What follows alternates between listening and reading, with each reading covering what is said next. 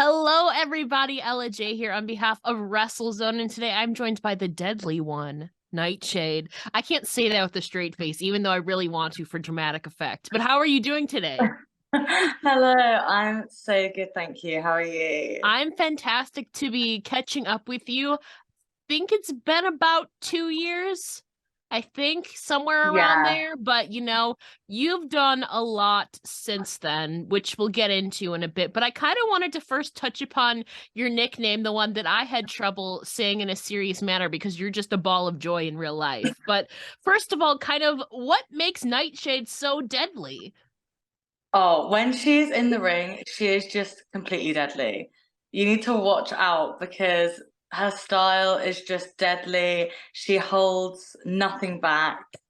And even though it is so opposite to my character and my actual persona in real life, it Nightshade is really, truly the deadly one.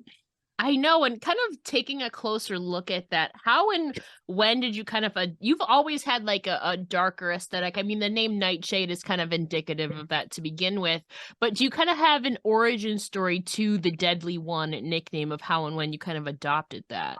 So I always was called Nightshade, and Deadly Nightshade goes hand in hand.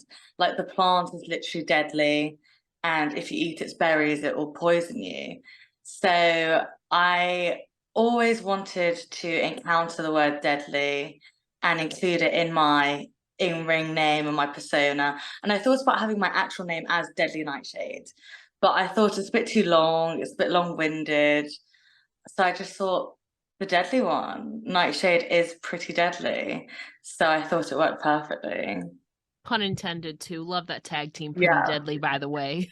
But kind of talking about stories, I know last year was not your first time going to Japan. You've taken a few trips around there, 2019, 2020, I believe it was. But talking about your most recent one last October, do you have any main takeaways from your experience? And firstly, just working in Japan in general? Japan is such an awesome place, and I feel so lucky that I've been able to go out there to wrestle because it was always a bucket list place, holiday wise, personally, and professionally to wrestle.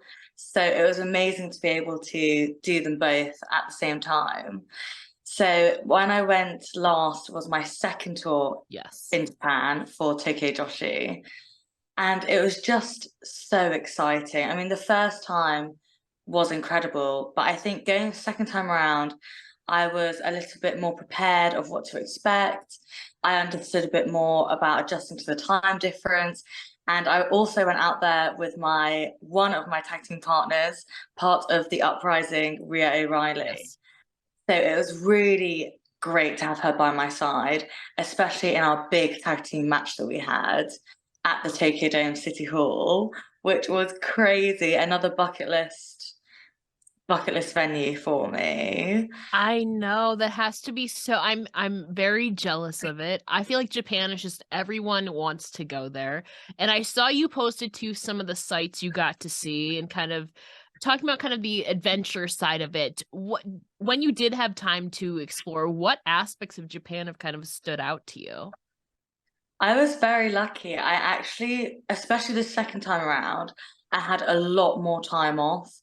And the time that we had went, it actually wasn't open yet to tourism, still after COVID. So it was only open to people either working in Japan or Mm. studying in Japan. That was the only way you were able to get into the country.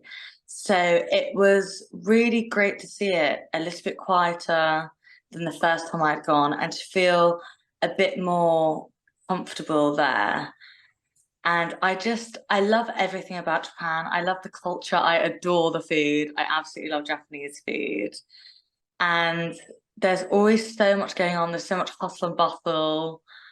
And it's just such an interesting, exciting place to be. Now, you gave me a perfect segue because I wanted to bring up food because I'm a big foodie myself. Was there any kind of particular dish or snack that you enjoyed there that you're unable to get back in home in the UK? Tell us about your food adventure in Japan. Oh, yeah, I'm a huge foodie as well. I absolutely love my food and I love trying new things, which was very interesting to me in Japan, trying a load of new dishes that I'd never heard of and never got the opportunity to try before. I can't off the top of my head think of anything that I was obsessed with that you can't get over here. But so much of the food you can't get over here in England. And I can imagine it's quite the same in the States, especially not to that authentic sort of level. Yeah. But I'm pretty easygoing when it comes to food. Like I love fine dining, going to a nice restaurant, but then I also really enjoy like going to the 7-Eleven and getting little Japanese snacks. I'm curious, what were some of the snacks that you had over there? So a really popular snack, I think it's called onigiri, and it's like rice. It's usually in the shape of a triangle, and it's in like every single 7-Eleven, all the family marts, that you can get them everywhere. And I saw lots of people eating them. So it's like a little triangle of rice, and they're wrapped in seaweed on the outside, and they have different flavors on the inside. So they have like a tuna mayo one, which was one of my favorites. They had like a salmon one. I think they had like a sweet plum inside of Yeah. one. And it's yeah, like this square. And because it's rice, it was really filling. And you open it in a specific way to take the wrapper off without damaging the seaweed on the outside. Oh, interesting. Yeah, and it was very tasty. But it was just also like quite a basic snack. Yeah. Like nothing crazy about it. No like crazy flavors. Just like rice, a little filling, and some seaweed on the outside. But it's interesting because like obviously, you know, we don't have that in our 7-Eleven here. We have like you know, it's gonna be Slurpee Day coming up, 7-Eleven. Haha. Yeah, It's a lot of like, you know, you have your alcohol, your drinks, your snacks. I don't know if we have I don't think they have like that's not like a sandwich, but it's like it seems like more real food than what would be in a 7-Eleven, if that even makes I don't know yeah, how to explain it. It seems kind of like actual food as opposed to yeah. snacks. Yeah, we don't have anything quite like that in our 7-Elevens. I'm trying to envision it. I don't think And so. there's definitely no like slushy Oh, machines. oh, There's no like big gulp machines or anything like yeah. that. It's just No. all bottled in the in the Yeah. fridges. Yeah. But the 7-Eleven actually had such good food. Like there was one right around the corner from my hotel. Mhm. So I went there like every single day. Yeah. And they Yeah. even had these fresh like bowls with like you could get either noodles or rice, and they'd have like chicken and vegetables and salmon, and they had microwaves in the 7-Eleven See, that's too. like an actual like real food. Like Yeah. America could never we're we we love our snacks, I guess. I want to go there just to see that, man. Oh Yeah, it well. was really cool. And they would always ask you if you wanted them to heat up your food for you. Yeah. So it was like really like substantial meals, and they were really affordable. Oh, And I think that's the this is the best reason part. I ate so much Yeah. out of the convenience stores, because it was great on time. Mhm. Because a lot of the time I was actually going around sightseeing by myself. So I find when you're alone, sitting at a restaurant to have a little meal to yourself is a little bit Yeah. awkward. So I would go to like a convenience store and get one of these like fresh kind of bowls. And they also have a lot of pastas too in the 7-Eleven. Like they have little bowls of like a little spaghetti bolognese or some sort of pasta It's dishes. like a low-key actual restaurant. Yeah. Wow, interesting. You know, kind of we were talking about America. I don't think this was your first time to the States, but can you tell us about your trip to New York City last year and kind of your experience there? Yeah, of course. So it was my second time to Yeah. America. So for the first time, I actually went for my 21st birthday, and I went to Vegas. What a you went to the casino. You know, that's a great way to spend your 21st birthday. It was awesome. It was awesome. I have so many fun memories. So this time it was for my sister's birthday that we arranged this trip to New York. And New York has always been a place I've always wanted to go, and so has my sister. So we had so much on the itinerary. We actually made a full-on schedule of every single day of our holiday, which is so unlike us because usually we just go with the flow and we're really Mhm. spontaneous. But we decided with so much that we wanted to do and all the sightseeing and all the amazing places to go, if we didn't actually make a schedule, we wouldn't have done any of it. Yeah.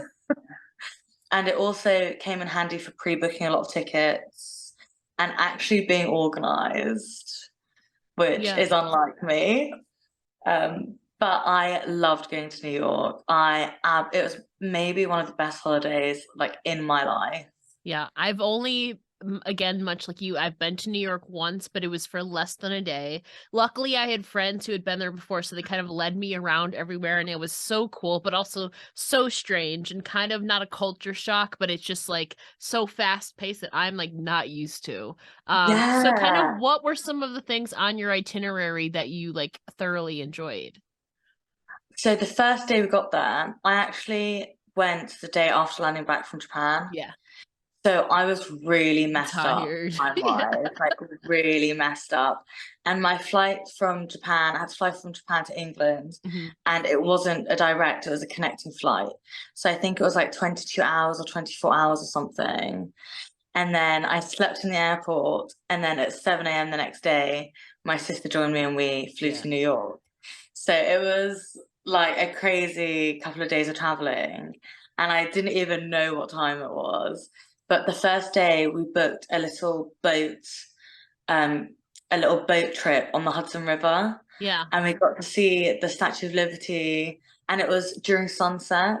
Oh, yeah. So we didn't have the best view actually of the sunset, but as it got dark, you saw all the beautiful lights lighting up the city, and it was so nice to see it go from like day to night Mhm. and seeing the Statue of Liberty so close up on the boat and having that lovely breeze from the water and the air. It was just absolutely beautiful.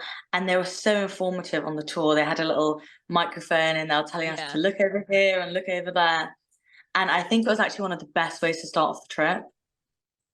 Yeah, I think so too. I feel like I don't know if you went there, but my favorite part was the Brooklyn Bridge. We went on it at night. Like you can literally like you can walk across it, you can bike across it. I saw it at night, so like the whole city was like light up, like all the skyscrapers were like there was like rainbow lights and it's over like the river too, and it was just like absolutely amazing. Obviously you had a more extensive trip than I did, but that's got to be such a fun experience for you, and hopefully we get you back over here in the States soon, man. Yes, I would love to come over and actually wrestle because I've never wrestled in America No. before. So I would absolutely love to. And whilst I was there, I actually got to see Becca, Becca, yeah, I was just the thinking of pop her. star I sensation know. Becca. She was Uh, talking the last time I chatted with her, she brought you up because, she's gone over there and, she said so many great things about you. So I was like, I mean, that right there, oh, Becca, got to get you over here in the States somehow. You got to tell her to hook you up here, oh okay? my gosh, yes, definitely. Definitely. That would be so fun. And it was amazing to see her in New York. Like we Yeah. met at Times Square and we went for food together. And she brought her friend and her and my sister really got along. So it was just really lovely. Yeah. And to spend time with someone outside of wrestling, I think is always really valuable. Because so much is going on a show I know. day. It's such a crazy, hectic day. And a lot of the time you only really speak to like the people that you're team with or the people that you're wrestling or like the promoter. And it's quite sad really because there's so many wrestlers that I absolutely love and adore and never really get the chance to spend any quality time with. So it was amazing to meet up with Becca on holiday and it was a real highlight of the trip. Yeah, and kind of, you traveling has been obviously a huge part of your growth. Your resume has grown a lot since the last time I talked to you. Like I said, you've traveled a bunch. You've also racked up a few championships, but kind of how else, I want to say in the last 2 years, I would say, how else do you think that you've grown as a person and as a competitor kind of within the last time I spoke with you? Yeah, there definitely has been a lot of growth. I can't believe it was 2 years ago. Yeah. It's crazy to think. But I feel like I'm just feeling a lot more confident within myself, both personally and as a wrestler. And I think that's a really nice place to be. I mean, I'm constantly trying to improve and constantly trying to better myself and become better, again, both professionally and personally. But I know when it comes to wrestling, you never stop learning. There's always things that you can improve on. And there's definitely a lot that I could improve on. But I just feel really confident and kind of happy in my own skin, which is very difficult to get to that sort of place. I just feel really happy that I'm feeling that way. And I think it's very easy to compare yourself in this sort of industry. And you see people doing really well, and of course, you're so happy for them. And you see people with so many different wrestling styles and different wrestling abilities and different looks and different personas and different gimmicks. And it's so easy to start comparing yourself to what is traditionally successful or where you might want to go. So I just feel very comfortable in my own skin. I feel like I've really embraced my differences. Kind of in that same vein, we do what's called a watch list feature here. So kind of talking about performances that you're really confident and proud of. Has there been a particular match or moment of yours that stands out that you feel really proud of, and why so far in your career?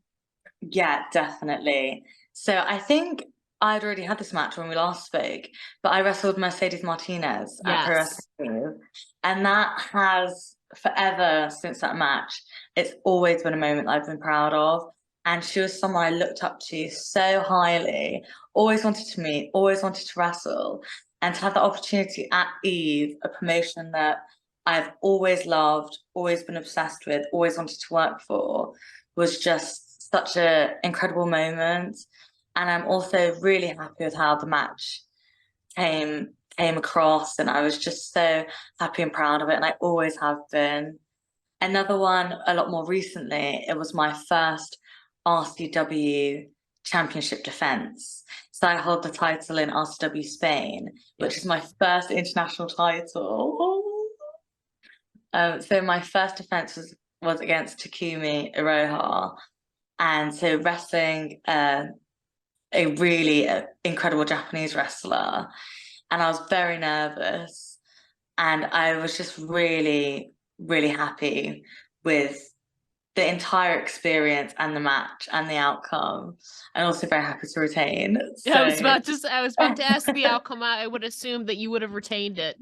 But no, it's kind of, it's incredible to see the growth that you've had, and kind of as you continue to build your resume, you've branched outside of the UK, Japan, you haven't wrestled in the US, but you've been across Europe a few times. Are there any other certain competitors outside of the UK scene? You've already worked with Becca, so you can cross her off. But anybody outside of the UK that you hope that you get a chance to work with, and why? there are a lot of people on my list internationally.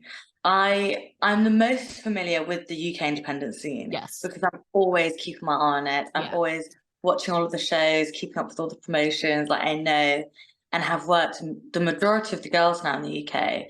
So my knowledge isn't as extensive when it comes to elsewhere, but there are definitely a lot of people from the States on my list. Yeah, definitely. And also in Japan, I would love Like, the opportunity to go back to Japan. I would really love to wrestle Aja Kong, or oh even just yeah. have some sort of segment or promo or just anything, Yeah. anything with her. Of course, like Mercedes Moné, Sasha Yeah. Banks would just be like incredible. And I'm so happy and like proud of her just absolutely dominating the scene right now and like being so She incredible. said she was on a world tour. And there is a little event coming up in Oh, London. So oh. who knows? I'm very excited for all of the opportunities England has right now, like with Money in the Bank coming to London and AEW coming to London. It is going to be such a great summer over I'm here in the so UK. jealous. I want to go see you guys so much. They're so expensive though, the flights. Oh my gosh, even the tickets are really Yeah. expensive. But we've reflected on your career and kind of looking kind of forward though, obviously we hope you can make it back to the States, make it back to Japan, but what else are you hoping to accomplish personally and professionally in the next year or so? I would really love to take on a lot more of the European scene. I think there's such a great scene in Europe. And if I could wrestle a lot more around Europe and places that I haven't done Yeah. and people that I haven't wrestled, that's something at the moment is really one of my immediate goals for definitely Europe. And obviously, getting some more tag team gold for the Uprising, Yes. one of wrestling's most chaotic but also brooding stables. Like, I don't know how to explain it. You guys are also kind of like mysterious but also chaotic at the same time. Obviously, that includes yourself, Sky Smithson, Livy Grace, and like you mentioned, Rhea O'Reilly. But talking about the name Uprising itself, to me, it kind of has some connotations to that you're trying to take over something or take over someone. Maybe I'm just thinking of the Muse song Uprising. But what else? What does the Uprising name mean to you and your stablemates? To me, it definitely is about taking over. It's about taking over tag team divisions. It's about, and not even all women divisions. Yeah. For me, the Uprising is just about infiltrating any company we possibly can, any promotion we possibly can, and taking on literally anything. Like we will take on any opponent, anywhere, anytime. And I think that the Uprising is just literally rising up and up and up. So it's the perfect name for us. Although we are a very chaotic stable, Yeah, definitely. you're like Like so much mysterious but chaotic also energy. chaotic at the same time. It's like Yeah, it's intriguing, it's fascinating. But because you we know, all have very different I personalities and like know. very different characters.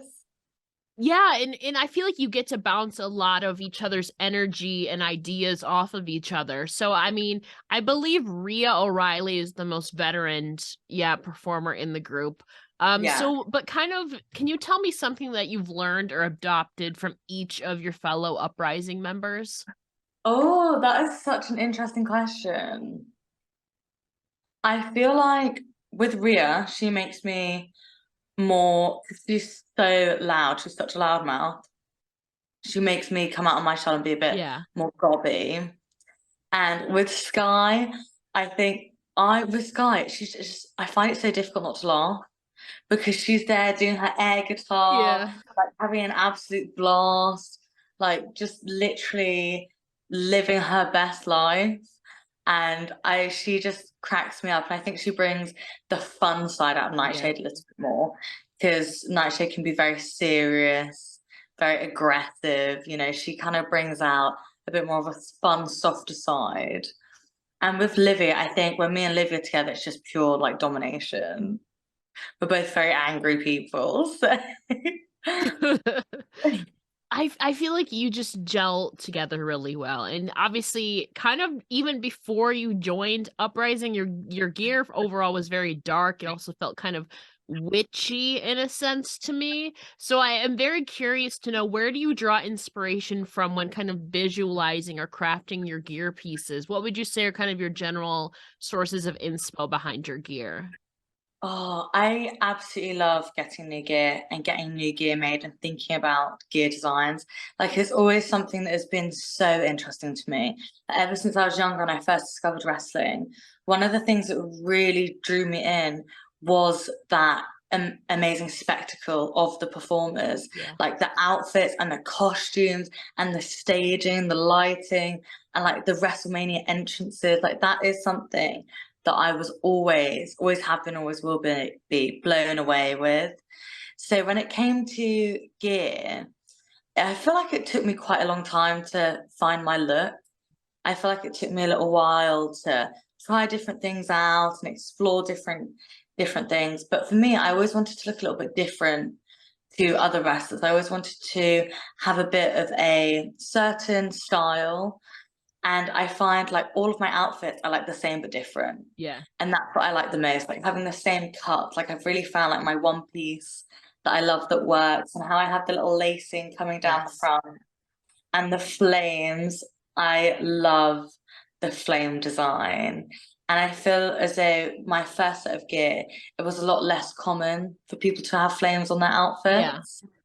And I also thought having the sleeves was also just something a little bit different. Like a lot of wrestlers have straps Yeah. or strappy things, and they often have their entire arms exposed. So I felt like it was just something that was a little bit different and a bit more, hopefully a bit more recognizable. So if you see like the cut of my outfit, I like to think that it's a bit recognizable that it's my outfit. Yeah. And that the style wise, I've always drawn my own outfits and then sent them to like the designer or the Yeah. gear maker. So I've always come up with like everything myself. Of course, some gear makers put tweaks on it or make suggestions, but I've always wanted to be very much in control of my look. Like my entrance piece, the big sleeves that I wear, was something that I literally like drew and designed myself. And I went to like a couture fashion designer to get them made instead of like a wrestling maker Yeah. because I didn't want it to be, I wanted it to be something that like wasn't a piece that you'd see on like lots of different other wrestlers, you Yeah. know? And I wanted it to be made not of wrestling material, of like this netting that was Hmm. see-through and reflective and would like bounce the light off and just be really dramatic. Have you always been an artsy person, or just is it just drawing that you're kind of you found that you're really good at? I have always been quite creative. And I did a lot of art at school, Yeah. and my like when I stayed on after school, I did all like artistic subjects. Hmm. So for my A levels, I did art and design and photography. So I've always been more on the kind of creative path. So I think that definitely helps having a sort of like vision. Yeah, and kind of when it comes to your couple different crown pieces that you wear out to the ring, I know you have the rose piece. There's another kind of gold one as well. Can you give us a little bit more insight into the process of creating and putting those crown pieces together? Yeah, so with my headpieces, most of them have been already made Ah, pieces from like Etsy, I've found so many incredibly talented people on like Instagram or on yeah, Etsy. And I've thought there's literally no point in me designing something fair. because I sat down, I tried to make some drawings, and at first I wanted the flowers in my rose Mhm. crown because I wanted flowers to represent the deadly nightshade plant. Yeah. And even though roses are quite different, it's still something floral. So I'd sit down and do a couple of sketches, and then I came to look on Etsy, and I was like, pretty much everything I can imagine is I'm an literally on Etsy there. junkie, Oh literally. my God, it's incredible. Do you know if you can make wish lists on Etsy? Yes. Yes. Can Yeah, you? you can make yeah, you can also you can make separate lists. People have like public lists that you can view. That's how I've gotten ideas for other things because it pops up in my recommendations. Oh my gosh. Yeah, and it's such a rabbit hole. Like I spend hours on Etsy Me too. looking at different incredible pieces and all sorts, thinking how can I incorporate this into my Yeah. Yeah. wrestling? Same. But I've dabbled into a lot of, not dabbled, but I've really got into the witchy stuff lately. So my crystal, I don't know if you're into crystals or whatever, but my crystal collection has grown. I have like a moon water jar. I have so many things now because of Etsy. oh, it's It so just cool. I love it though. But to kind of close things out, we mentioned your character, your gear, your essence in wrestling kind of leans into a darker kind of realm, but on the opposite end of that spectrum, what activities or things outside of wrestling bring you light, bring you joy? Oh, that is such a cute question. Well, I just try and be as outside of wrestling, I try and be as joyful and grateful and happy every You are a single day. very joyful person. I can verify Oh, that. I just think every day I really try and do things and find things that make me joyful.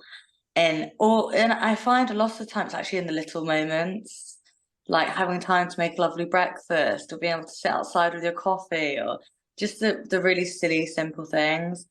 But I love makeup. I've always been really interested in makeup, and that's something that I find very enjoyable. in my downtime. And again, something I find really interesting with wrestling, like I've had some photo shoots where I've done like this crazy elaborate makeup, and I don't know how I somehow pulled it off. And then I love the photographs, and I think Yeah. no one's ever going to see me wrestle like this because it took me 2 hours to do this makeup, and I'm probably never going to be able to duplicate it. But that is something that makes me very happy. And again, just like spending time with my friends and family, really. I'm quite a social person outside of wrestling. So I just love spending quality time with my friends. Whatever activity they want to do, I'm usually down for. So I can also verify that she sometimes doesn't sleep because she'll message me at like, I think it's like 2 or 3 or 4 in the morning your time sometimes. I've done that too though, so I can't really blame you on that. yeah, yeah. And it's usually when I can have a lie-in the next day. Fair enough. Fair enough. Yeah. So it's like even though I've stayed up late, it's like I will definitely get my Yeah. good sleep in. Like just I don't have to wake up You're early. not nocturnal. Okay, that's good to know. No, no, especially not compared to some of my friends. Some of my friends will stay up all night and then wake up early for work the next day, and I'm like, how are you doing this? I don't know. I mean, I've done it like a handful of times, but not like often, not often.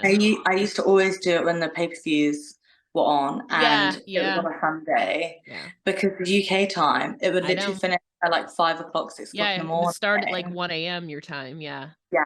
Yeah. So even sometimes even getting there would be a struggle. And that's when you know it's gonna be a rough night. I Like know. if you're struggling to even stay up until the Yeah. start Yeah. time and then there's like 4 hours of Yeah. wrestling to Yeah. watch.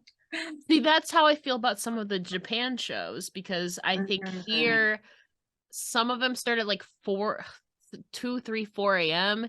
I'm just like, I can't. Like, I tried to the one time I was like falling asleep by 1 o'clock, and I think it started at like 2 or 3, and I was like, I can't make it. Especially if you're by yourself. Yeah, I was by Like myself. I often, a lot of the times for the pay-per-views, I like make my sister watch it with me or make my Yeah, friends watch it with me. And then we make it a bit more of a party. yeah, And like we'll get some snacks in or we'll order takeaway or we'll maybe make some cocktails, have some drinks. And because it's more of like a social event, I find it's a lot easier to stay mhm, up. When you're just like by yourself, especially if you're in bed, like on your yeah, laptop, that's like yeah, disastrous. yeah. Just fall asleep in bed. Yeah, like there's no way you can make it. Uh, And this is the amazing thing about wrestling now. There's so many ways to watch wrestling. I know. Like it's almost overwhelming how much wrestling content there is out there. Which is why I try to designate a day or a night where I don't watch any of it because it's just Yeah, too much at times, to be honest with you. definitely, Can't do it every definitely. day. Yeah, like I definitely went through stages of like not even really watching the popular shows at Yeah, all. Because I find when you're in it and like you will completely understand this, like when you yeah. are in it so much around it so much, sometimes you really just need a break from it. Hmm. And also when you are a performer, it's like you're always analyzing it. Yeah, and Sometimes studying. you get, yeah, you're Yeah, always studying, you're doing match studying. And I had to kind of take a step back away from it to be able to actually just fully enjoy it enjoy it. again. Yeah. And like now I watch wrestling completely as a fan. And I don't even try to analyze the moves and critique the That's matches. good. I'm like, I'm just gonna enjoy watching this because I love wrestling. Yeah, that's a good thing. It's kind of hard to sometimes flip that switch off, but that's good that Definitely. you've been able to do that. And Nightshade, of course, as always, it's been a pleasure chatting with you. Before we let you go, can you let the listeners know where they can find you on social media? Of course, I am Nightshade Wrestler on Instagram, Nightshade Wrestler on Facebook, Nightshade PW on Twitter. I've also made a TikTok, which I kind of don't really post on very often, but there are videos and there will be more videos on there. And I believe that's Nightshade Wrestler also. I'm Nightshade Wrestler on Patreon. If you want to join me and get that real exclusive look into all of the backstage content, a day-to-day life of being a female wrestler. And it's the best way to keep in touch with all of my trips because I like literally vlog all of my trips when I go away for my Patreons. And she's And got of a cool course, photo shoots on there. yes, so many cool photo shoots. And I have brand new merchandise coming out right now as well, which you can find on Nightshade Wrestler Big Cartel. .com. Nightshade, thank you so much for chatting with me again. It's been a Thank you for pleasure having catching up with me. you. Thank you Thank you for so much. having me. It's been so much fun. Definitely. And hopefully, fingers crossed, we get you back in the States here, or I somehow can make it over to the Yes. UK. Yes. Um, Oh my gosh, absolutely. Because you've never been, have you? no. I have so many friends over the Dune. I've had a bunch of them tell me, like, you can stay with me. It's like I love you guys. Why Oh, this ocean is just in the way. yeah. You have to come over. I You will know. absolutely love it, I know. I hope so. especially in the 2020 cooler months, so it's not so hot. 2024, I hope. I hope. I don't think it's gonna happen this year. Maybe next year. In the And meantime, if you though. do, you have to let me know. Oh, I will. Like you Top of my have list. to. Okay, good, good. Better be. I know. Thank you so much again. Thank you.